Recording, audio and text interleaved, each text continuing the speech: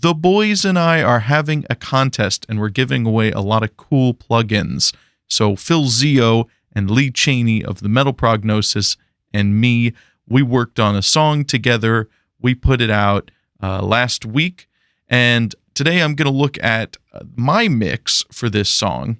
And the whole point of this contest is that you get all the multi-tracks, all the process tracks, the raw tracks, and the MIDI, and you're tasked with reimagining it and coming up with something new and creative, as well as good sounding and a solid idea. So we're going to be judging the top 10 on Livestream. So even if you don't win in the top 3 prizes, you can have a chance to promote your stuff. Of course, that's important. And you can also win some really great prizes if you manage to get one of the top 3 spots. So it's a pretty cool contest. You can check out the whole video on that. But in short, you're going to take this song and you're going to do something different with it. You're going to take these tracks and you're going to make a new song from them, as well as potentially add some other stuff. So today I wanted to look at what I did in my mix because, well, it's a pretty big mix, and Phil said he thought it would be interesting, so I hope you agree. But also some of the people in this contest might be interested to see just what I did with this mix. Maybe it'll help them out and inspire them in their own mixes. So it's very big. It's a very big project with, I think, 63 tracks in total. So I'm a little bit intimidated to even break down everything I did, but I think I can do it. I hope I can do it. So let's go on over to Reaper and check out what all I did. So this is quite a big mix, as you can see, and I'm going to try to get through this in an expedient enough manner while still going over the important details. So I'm not going to tell you every little setting. I'm going to go over, the plugins I used and why I used them. That's the important thing, is why I'm using it, how I'm using it, and I think that will cover most of what you need to know about this mix, as well as other things like automation and busing. But yeah, it's a lot. And so going through everything and playing every individual thing, if you really want to listen to all the individual tracks, I will give you some clips, but you can also just download them. So you can listen to them and compare them for yourself. But I am going to play some little clips of the individual instruments so you can hear how they sound and what I'm doing in this mix. So let's get into it. I'm going to move my mixer here. I always use 2 screens for my setup because that's the pro move, and I hate having my mixer and my editing window on the same page. So if it looks different than your copy of Reaper, that might be why. Let's start at the beginning of the song, because it's the beginning of the song, and that makes sense, right? So I've got 4 tracks here. One is a MIDI track, which is the key bass. So the bass in the intro is just there to provide some weight to the otherwise clean guitars. It's the key bass. This was a free instrument by Martin Inc., and it is a little sampled keyboard from the 60s. I think this is a Fender Bass Rhodes, something like that. It's basically a simple synth bass, and there's actually no other effects on that track, so great. Next up are the clean guitars. You can see there's some panning automation, and I have a couple of different things going on. There's the main melody on clean guitar 1. There's an ambient guitar, which is doing some arpeggio stuff, and then there's clean guitar 2, which is really another ambient guitar, and that's actually using the Soundstone, which is like an EBow thing. So if you wonder why it sounds pretty weird, that's because it's like an EBow on the guitar. Just little effects. Anyways, the guitar sound for these are all pretty similar. I've got a Reaper compressor. I've got the Archetype Gojira, but as you can see, it's not doing much. A little graphic EQ. I've got an IR, and then I've got delay and reverb with the shimmer. And the shimmer is important here. That's an octave reverb thing, and that is very important to the sound of this intro, though, it would work without it. I think I've pretty much copied over the settings from each of these to the other guitars, and then there's some panning going on to give it some space, as well as a little volume automation. And altogether, let's listen to this little intro bit.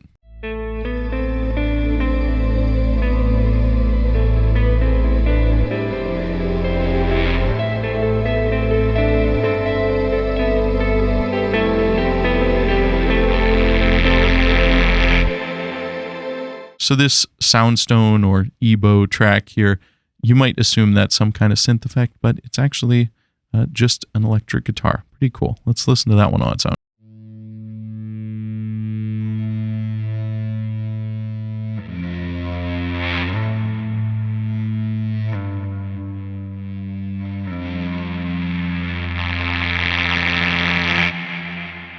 The strings buzz and rattle with that magnetic bow. So that gives it that little cool distortion build-up thing at the end. Next, let's talk about the drums. And this song actually started on the drums, which I don't always do, but I do like to mix it up in my songwriting, whether I'm going to start with guitar, which is what I usually do, or keys, or drums, or bass.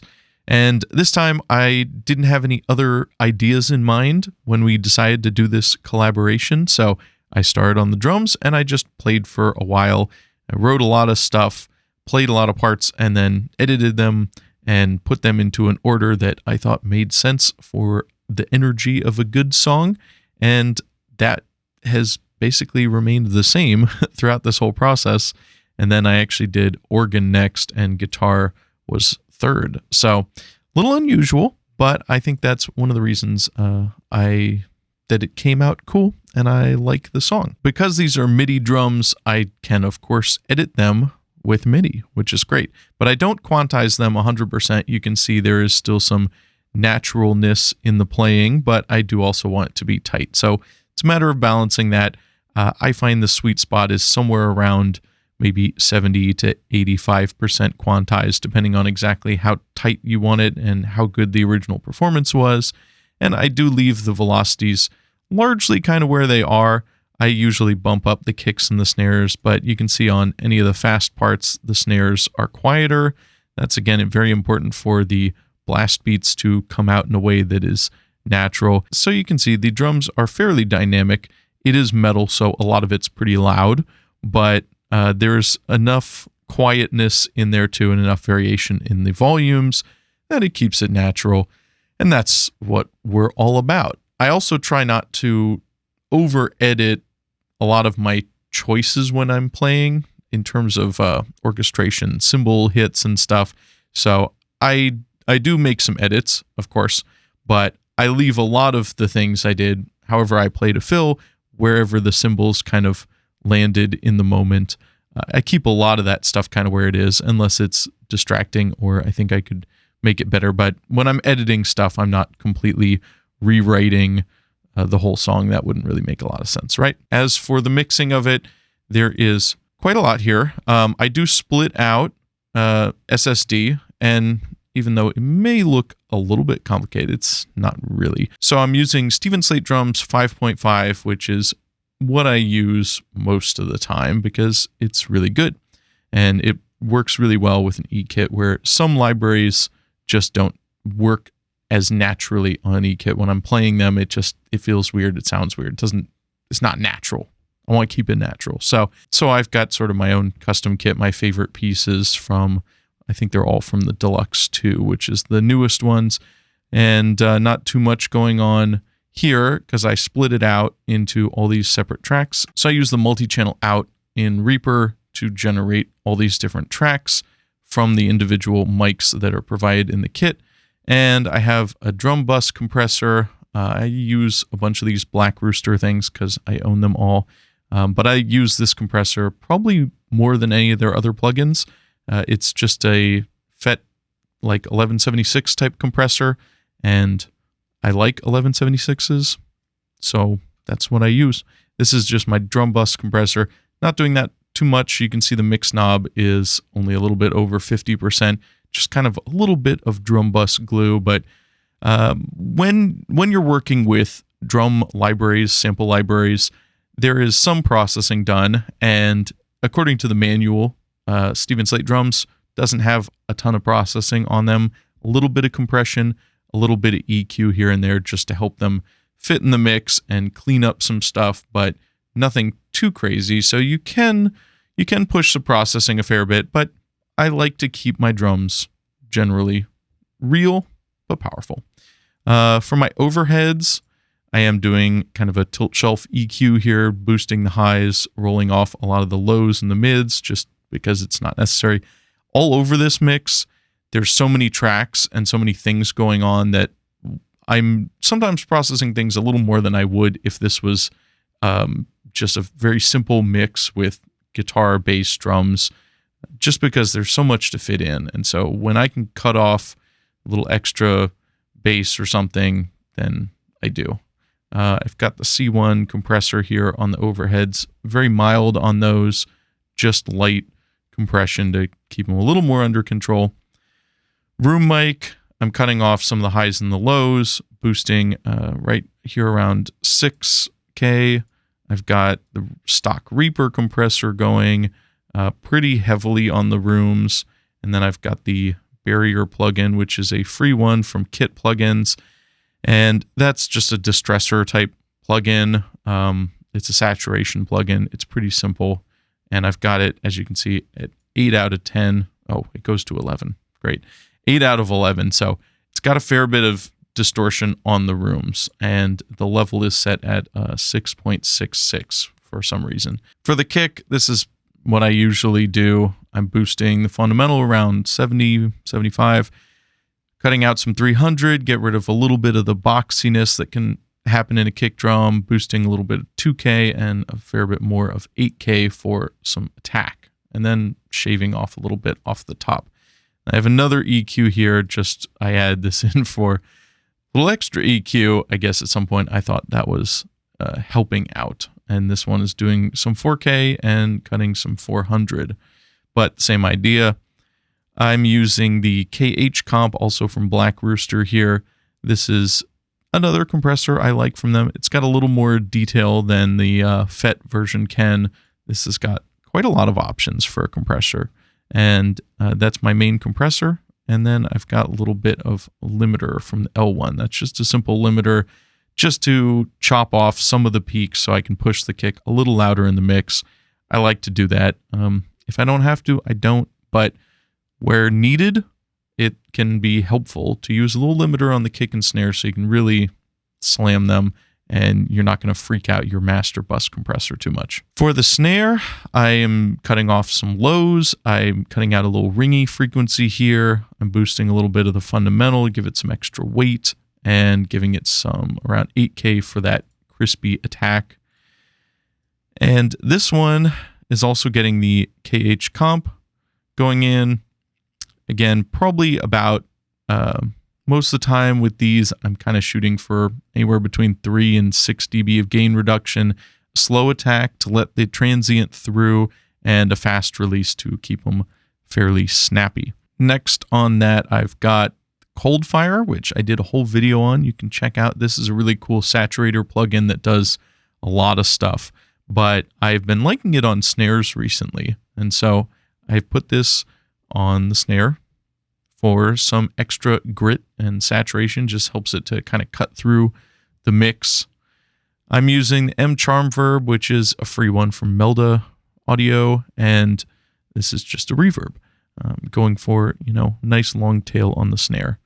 And you can use kind of any reverb you want, but that's the one I used there. And again, I've got a little bit of limiting going on just to keep those things loud and in control. The hi-hat and the ride, I'm not doing any processing on, and they're very quiet. For the tom bus, I've got a fair bit of EQ, again, boosting the fundamental and cutting out some of the mids and keeping in some of the attack there. And then another EQ, which is a little wild. I'm boosting a ton of attack and also more of the mids. It looks drastic. It is drastic, but that's apparently what I thought the toms needed to cut through the mix.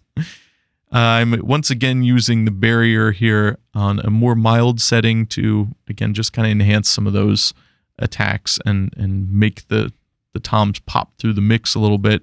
I've got a compressor on here, 4-to-1, anywhere from 3 to 6 dB of gain reduction. And again, using the M Charm Verb. Where possible, I like to copy over like the reverb from the snare to the toms, maybe turn it a little more up or down on the toms, depending on how the mix is going, but try to keep some of those settings consistent so that I don't have 50 different reverbs in the song, especially in the drums. If I want them to sound natural, I shouldn't have the tom sounding like they're in a different space than the snare. And I could bus them to the same reverb, and sometimes I do. in this case, I just copied it over, and I've got the tom bus doing all the processing for the toms and one on the snare bus. And they might be set a little differently, but they're probably the same or almost exactly the same. Yeah, they're basically exactly the same. And then I've got my toms panned basically the way they're set up on my E-kit. I also always do my drums from the drummer's perspective because that's how I listen to it when I'm playing it, and also how I like music to sound. That way, if you're listening, you can jam along virtually with the drums, and it's not weird. So unless you have a reason to pan it audience perspective, I think, my opinion, that you should do it drummer's perspective if you're a drummer. And a lot of plugins do that by default anyways. So let's listen to a little bit of the drums on their own.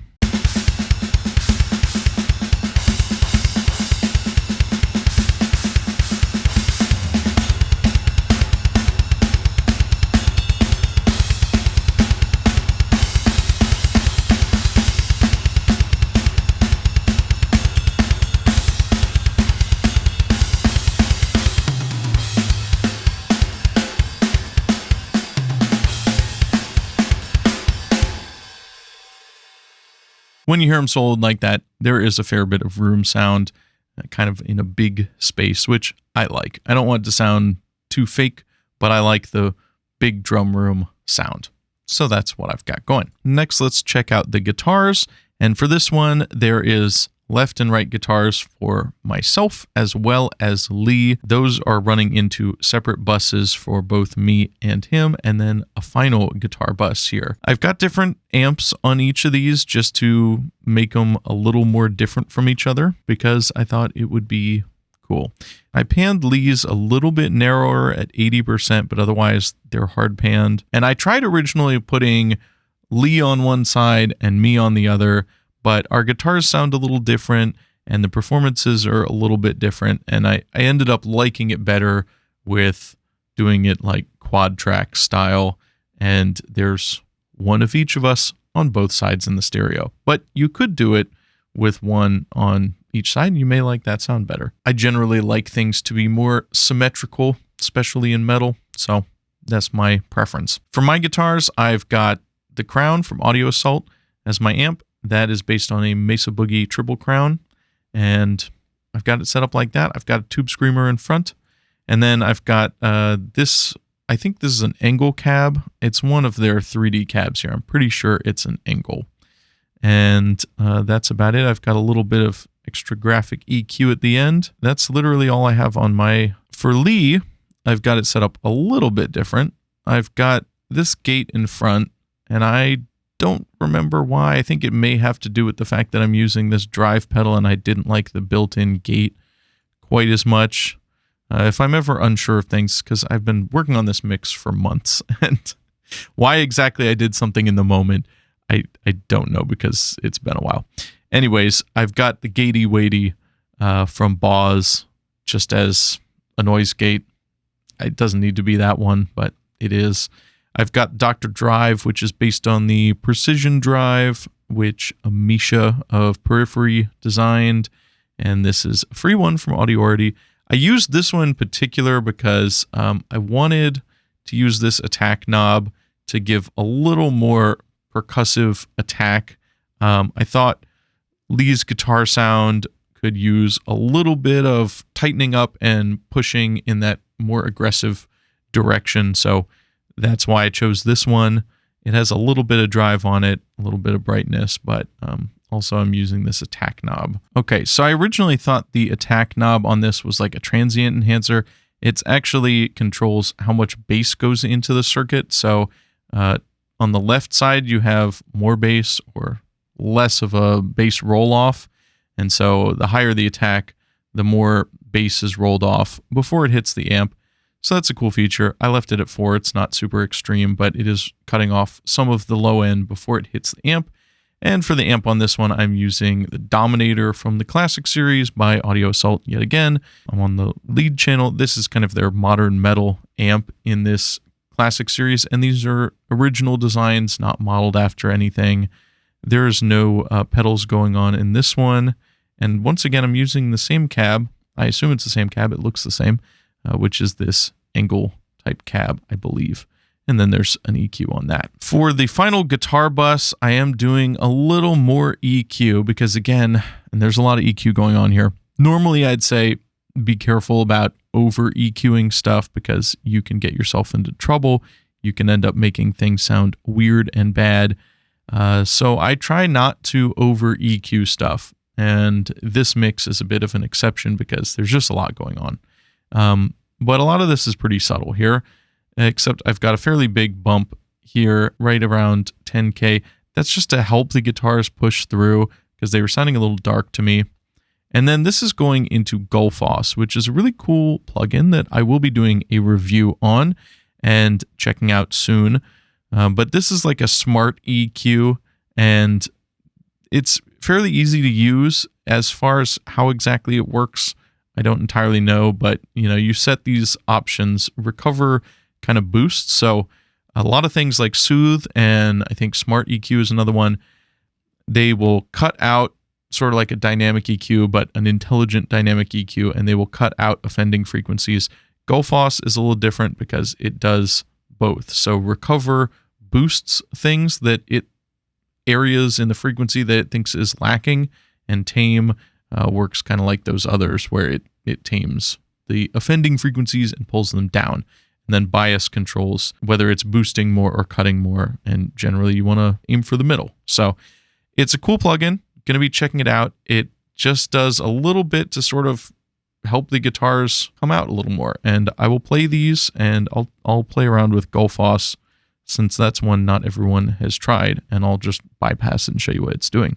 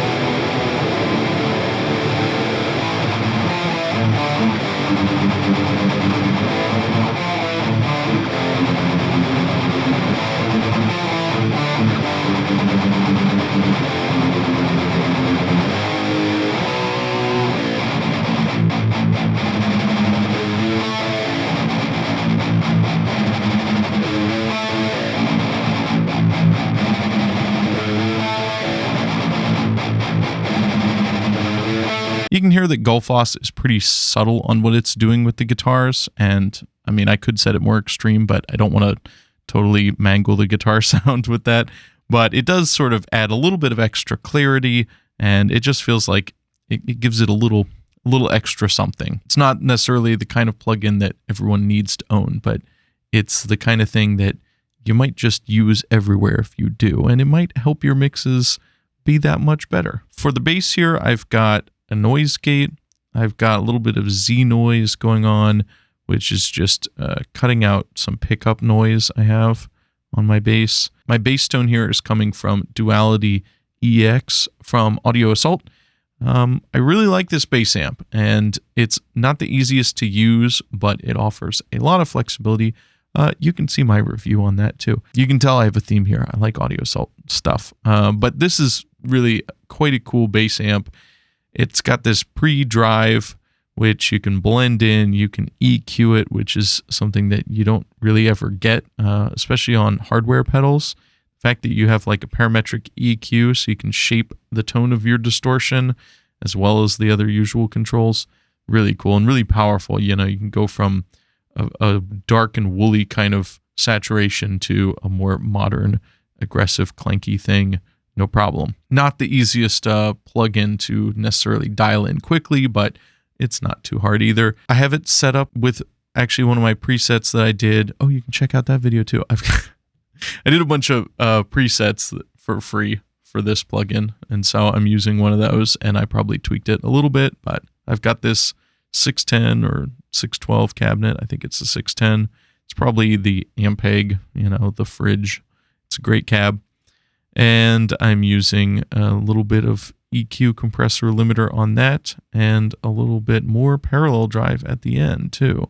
So fair bit of gain going on the bass. I've also followed that up with another one of these FET compressors and a little bit of final EQ. Sometimes it's just easier when I have a tone I like to go in and sculpt it with a second EQ afterwards.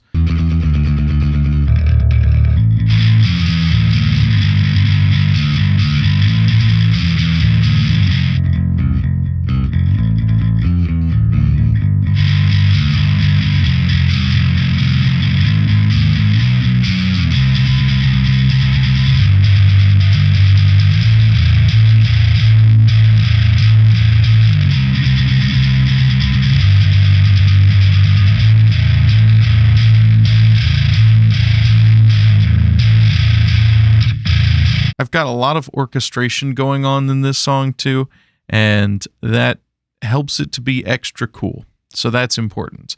The organ part is what I wrote first. After I had the drums done, I tried to play around with some guitar ideas, but just nothing was coming to me that I thought was cool enough. So I wrote everything out on the keyboards, and then it was easy to write guitar riffs because I already had, the melodies and the harmonies going.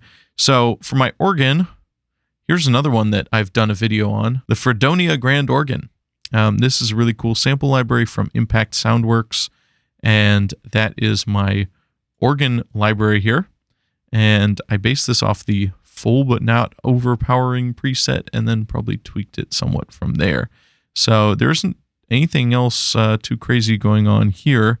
After that, I've just got a little bit of EQ. So let's check out the organ.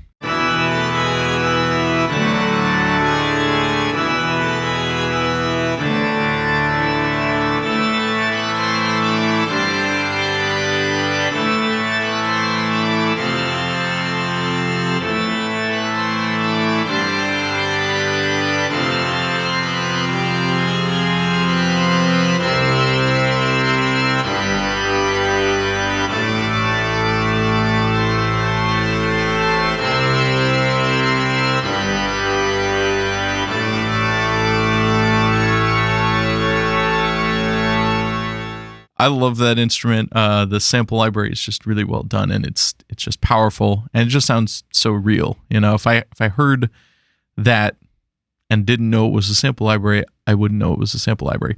You can also see I am doing some MIDI automation here with the swell pedal as I'm playing. I've got a volume pedal, and I'm recording that. I actually did that after the fact once I wrote out the music, but that just gives it a little extra dynamics because otherwise an organ is it's loud unless you use a volume pedal. The rest of my orchestra is coming from Spitfire, and I've got a couple different articulations here. I'm using two pretty inexpensive sample libraries, the originals Epic Brass and Woodwinds. The strings are the Intimate strings. And these are both good libraries, especially the Intimate strings. This one's very popular, and I do recommend both of them. And so I've got these each set to a few different articulations. So there's like short strings for some parts, short brass, and then long strings, and those are running off of different MIDI tracks. And yeah, that's what I've got going on. Let's listen to those. After that, there's just a little bit of EQ on some of them. But I'm not even doing any compression on those. So I am bussing all of the strings and the woodwinds to an orchestra bus, and getting that bussy magic with the VLA FET again on the bus, and a little bit of extra EQ on these.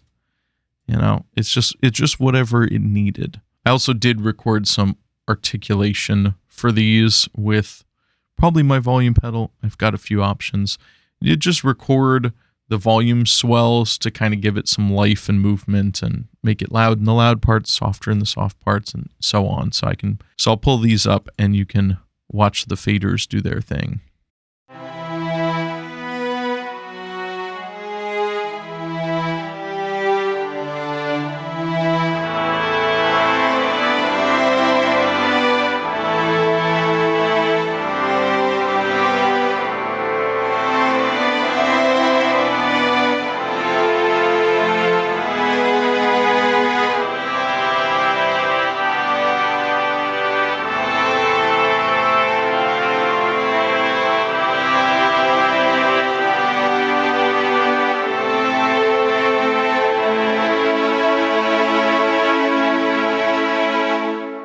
As far as writing orchestral parts like this, I did, start on the keys with the organ. So I already had a good amount of music in there. I try to always incorporate, some nice little voice leading and stuff.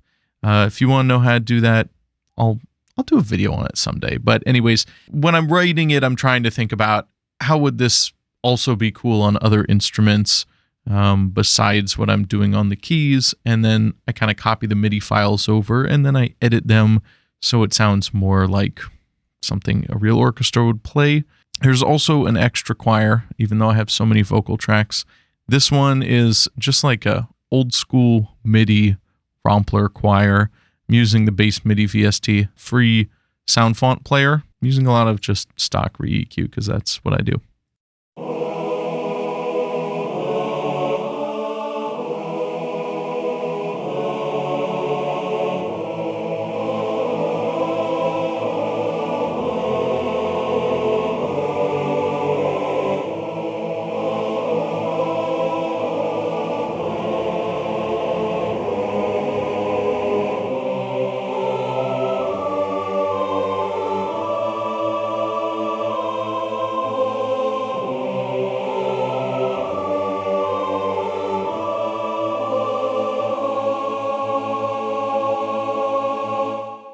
Let's take a look at these vocals.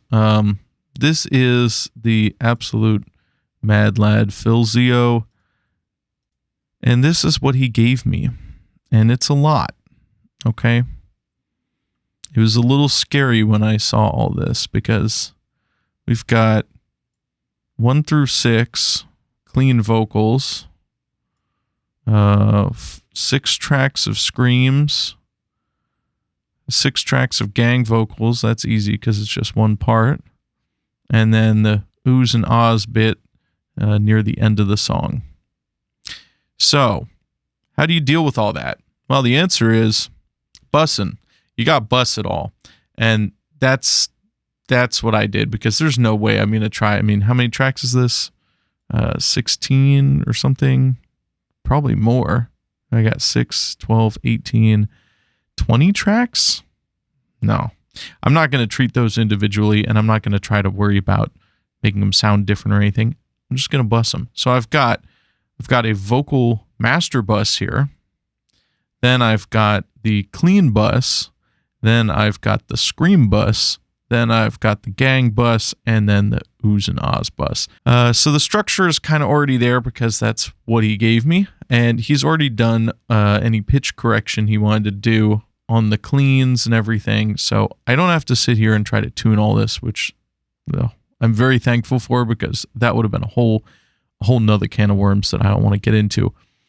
But I did have to figure out some processing on these. And again, thankfully, I kept it fairly simple because his vocals already sound good. And as much as I can do sort of top down with the bus, I'm going to do. So let's take a look at the master vocal bus first. Got a de-esser going on. I've got a noise gate. I've got the Omnitech 67A vintage preamp. Don't really know why.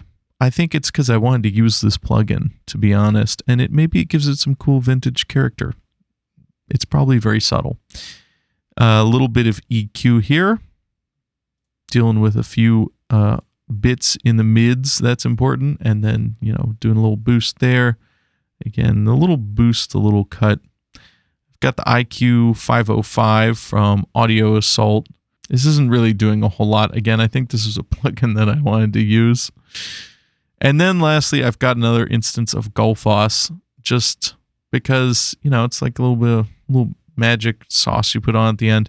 If you check out these settings, they're pretty low. You know, like 20% and under, I think isn't really going to do much more than 3 dB at any time. So, but again, it sounded better with it on than off, so I left it on. That's the master bus. So for the specific clean vocal bus, I've got a compressor that's, you know, designed to treat those clean vocals. I've got a little bit of this vocal doubler, which is a freebie from iZotope, and that is just a cool little chorus type effect designed for vocals. I'm not using that much of it, and it's just giving a little bit of extra chorus and flavor for the vocals, make them a little less dry. And then a little bit of EQ for that. The scream bus is pretty similar. I got a de-esser, probably a little more aggressive to deal with the S's whistling through his front teeth. Love you, bud. And I've got the KH comp, again, just set a little different from the clean vocals. There's a number of compressors going on, but I want to hit like these buses for the different parts. You know, the screams are going to have different dynamics than the cleans, so I'm going to treat them a little differently with a compressor. And then there's more compressors in the actually, I don't know, is there a, this is a preamp. I don't know if there is a I don't think there is a compressor on the final one. So this is all the compression then. There actually is no compressor on the vocal master bus, so all the compression is coming from the individual buses, which already must be enough, obviously. Plus, his vocals are pretty consistent, so I'm not doing anything too crazy with these. I don't want to mangle up his nice performance. I am cutting out a fair bit of the highs here, but that's all kind of over like 8-9K, so we don't need those anyways. I am also panning these out, as you can see throughout these. The cleans, there's not much panning going on. The screams, there's some parts, and there's sometimes some automation in that too. The gang bus, I've got, again, the same compressor set a little differently. I do have some of this barrier on for a little bit of distortion, but it's pretty low. Little EQ. I am cutting out a fair bit of the highs and the lows on the gang vocals so that they sound a little more distant. That's why I'm cutting out more of the highs, and I'm boosting here so there's still some clarity. But with the gangs especially, I wanted them to sound like they're more in the background than the lead vocals, which makes sense, right? So that's why there's a little more roll off in the highs, and again, a de-esser on that too. So I've got some of them hard panned, none of them right down the middle. So this is very stereo gang vocals. The background vocals are the oohs and ahs. Again, pretty much the same compressor, different settings, similar EQ. Again, kind of focusing on the mids, rolling off some of the highs and the lows. And I've got Oral Verb from Audio Assault here, just a large hall reverb on those, just for some epic reverb. I'm also doing a fair bit of automation on the vocals, kind of all over the place. As I was, you know, going through the song and just listening, and thought, this vocal needs to be up a little bit, this one needs to be down a little bit, just balancing stuff out as best I can here. So clean vocal bus, you can see there's a decent amount of automation in some of these parts. And then also on each of these tracks, sometimes there's some automation, because there may be a particular part. A lot of these are harmonies. I want to bring out a particular harmony, or I want to kind of hide one of the harmonies because it sounds terrible, and I can't imagine why anyone would want to hear that. Then the scream bus is, again, got some automation there, and a little bit individually. Also chop these up a little bit just to make sure that they're nice and tight. That's important.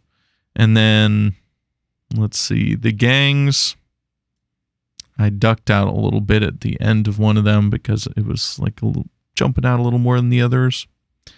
And this one doesn't really have. So there's no crazy automation. I'm not doing any automated panning or automated effects. Yes, there is one little bit of automation, which I almost deleted because I forgot what it was for. This barrier here is just for this one section.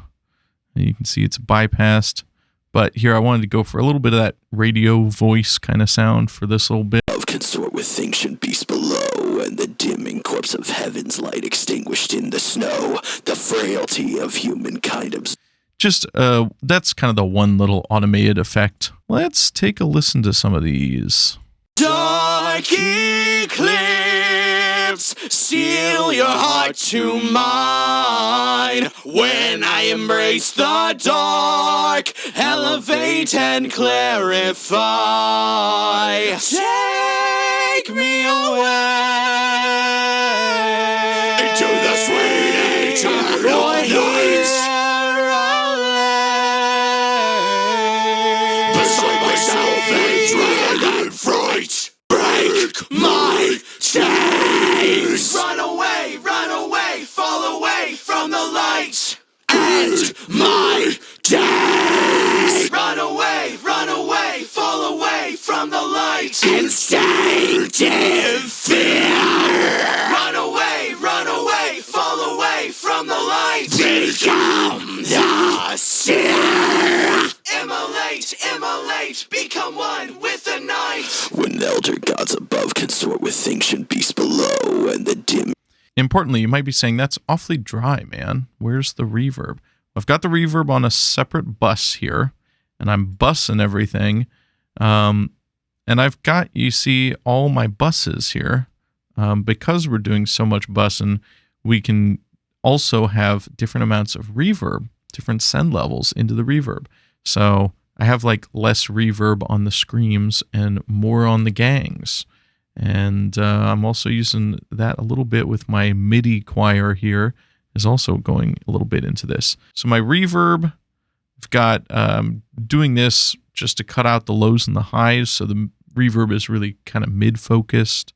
Then I'm using oral verb here, which I don't think is the best reverb in the world, but you know, we're going with an audio assault theme. It's not a bad one, mind you. It's not the most detailed of some in terms of what all you can do, but it's really fast. That's a nice thing about it. So vocal plate right there, just did it. And then I've got a compressor to compress the reverb, and then a little bit of this IQ 505, which is just an EQ to enhance it. It's not so much to devour by the kind to never see all these and bring the promises of time. A cruel abomination forcing a listening. Shadow of the moon, reveal to me your blight.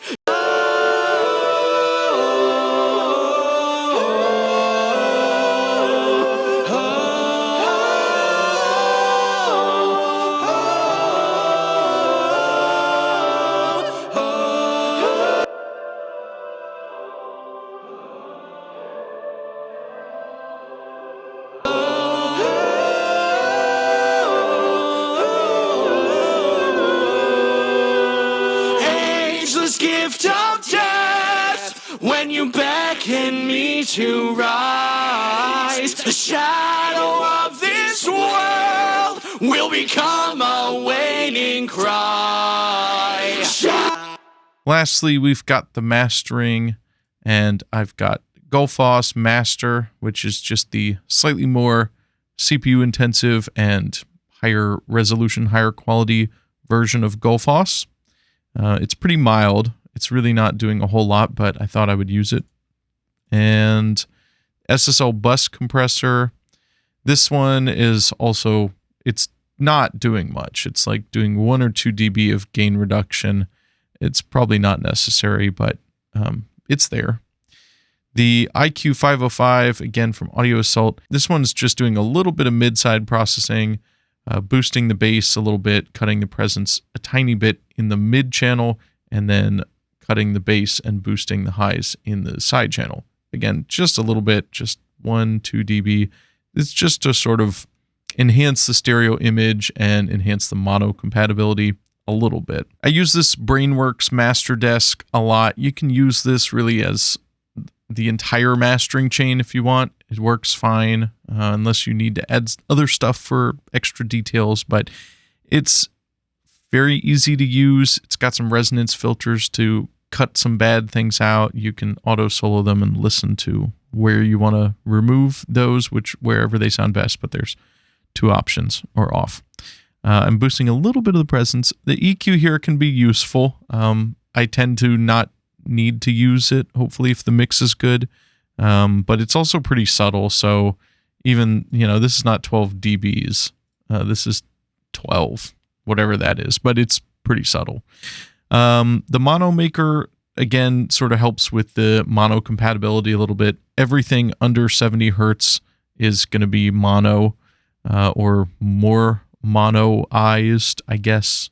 So that just helps to keep your kick drum really solid in the center and not stereo. It's got a de-esser here, and I just pay attention to this comp mix, and hopefully it's not hitting too far. Usually keep it on this sort of top half. You'll see it, and then the range, just make it as loud as you want, but I don't make it too loud because dynamics are good, and I tend to shoot for somewhere around -10 to -12 dB full scale. That's what I do.